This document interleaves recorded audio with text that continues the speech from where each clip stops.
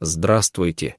Сегодня я хотел бы поделиться с вами невероятной историей, которая произошла около 3 лет назад, и которая за считанные дни обошла весь мир и покорила сердце миллионов людей.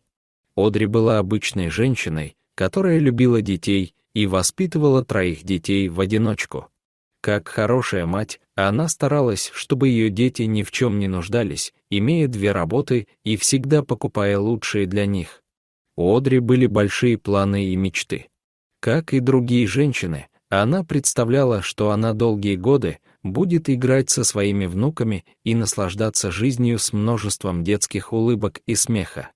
Может быть, так и было, но в конце 2020 года она проснулась однажды утром, чувствуя себя плохо.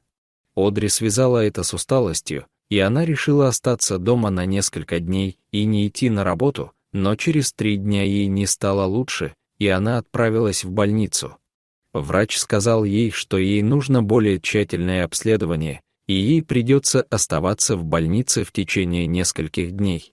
Так уж получилось, что детей было просто ни с кем оставить, и поэтому она попросила соседку Тишу приютить у себя на ночь 3 детей.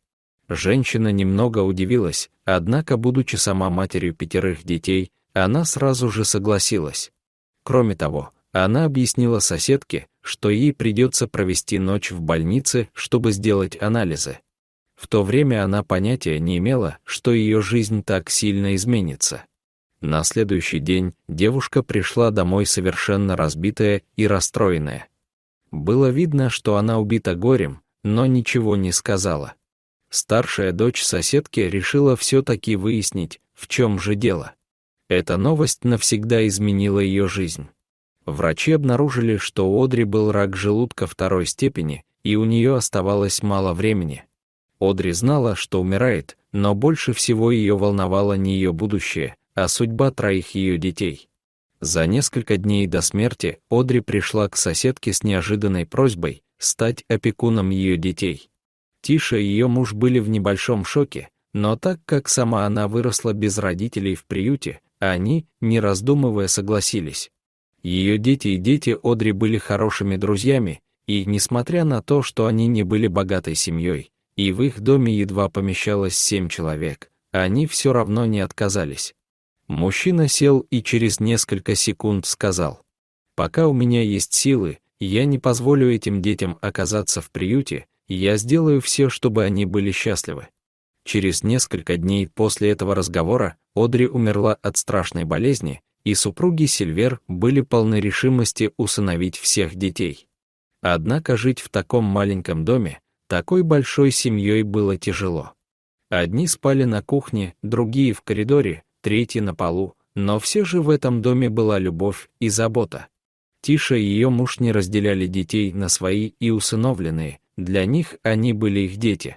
Многие люди, узнав об этой истории, начали писать письма на местное телевидение. Соседи также решили не оставаться в стороне, а также собрали деньги и купили новую мебель. Помогли сделать ремонт в доме, разделив детскую на 2 маленьких спальни, чтобы у каждого было свое спальное место. Продюсеры местного телеканала были настолько впечатлены поведением Тиши и ее мужа, что решили поселить семью на несколько дней в отеле, а тем временем они помогли перестроить дом со всеми удобствами для всех членов семьи. Конечно, простого разделения стен было недостаточно. Лучшие дизайнеры и инженеры разработали интерьер нового дома с местом для всех. Реконструкция дома заняла меньше месяца, но когда семья вошла в свой новый дом, они потеряли дар речи. Дети расплакались, увидев свои новые комнаты. Родители удивлялись функциональной гостиной и кухне, и это был эмоциональный момент, когда новая мебель была встроена и разделена на несколько жилых помещений. Но это было еще не все.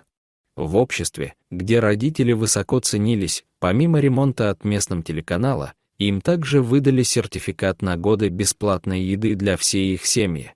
И пока они были на 7-м небе от счастья, произошло то, чего никто не ожидает.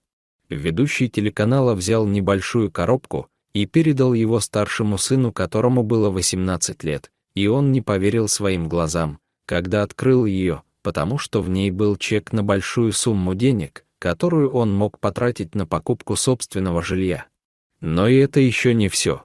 Ведущий попросил их выйти на улицу, где их ждал новый автомобиль для всего семейства. От всего этого Тиша расплакалась и сказала, что она не заслужила всего этого, так как ничего особенного не сделала. Но все люди, присутствующие на этом торжестве, сказали, что заслужила все это как никто другой.